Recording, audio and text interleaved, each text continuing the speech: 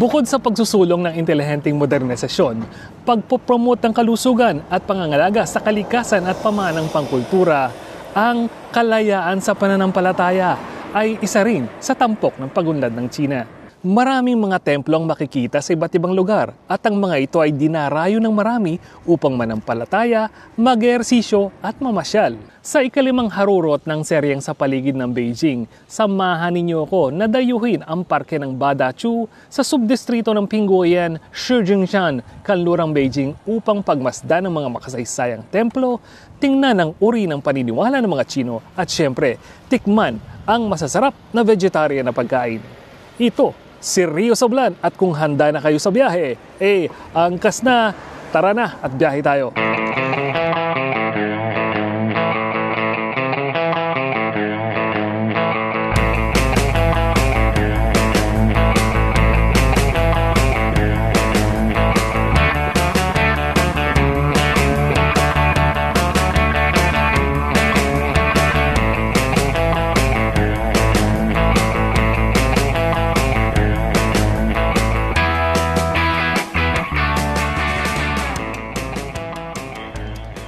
Matapos ang 20 minutong biyahe ay nakarating na rin tayo dito sa Badachu.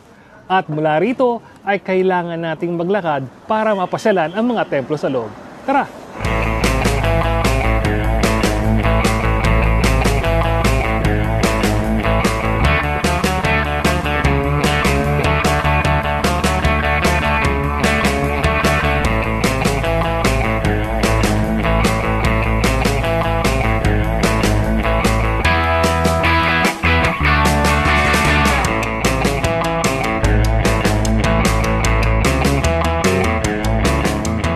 Napapalibutan ng mga bundok Tsuiwei, Pingpo at Lushi.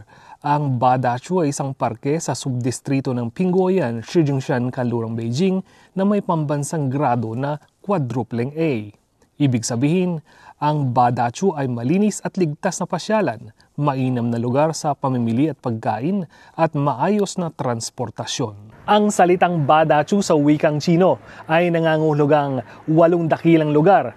Ito'y nagmula sa 8 templong matatagpuan dito mismo sa loob ng parke. Kabilang sa mga ito ay Chang'an Temple o Templo ng Walang Hanggang Kapayapaan, Lingguang Temple o Templo ng Banal na Liwanag, Sanshan Temple o Templo ng Tatlong Bundok, Dabei Temple o Templo ng Dakilong Awa, Longquan Temple o Templo ng Bukal ng Dragon, Xiangjie Temple o Templo ng Mahalimuyak na Mundo, Baoju Cave o Yungib ng Mahalagang Perlas at Zhongguo Temple o Templo ng Ganap na Pagbabago.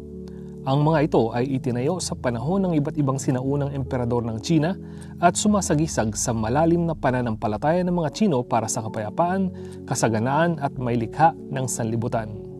At dahil malapit ang distansya ng mga templo sa isa't isa, kumbinyente para sa mga bisita na puntahan ang lahat ng mga ito.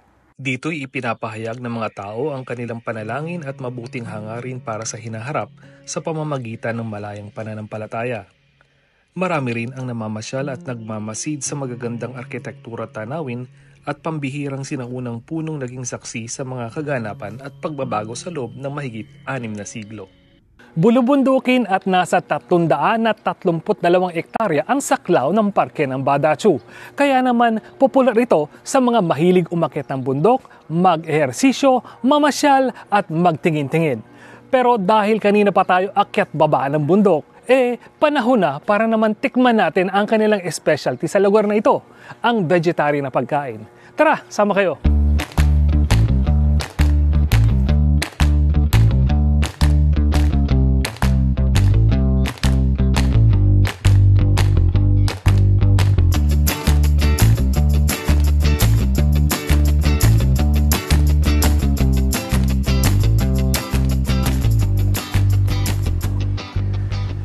Dahil karamihan sa mga nagpupunta sa Badachu ay mga Budista at dahil ang mga Budista ay hindi kumakain ng karne, ang mga pagkain dito ay vegetarian.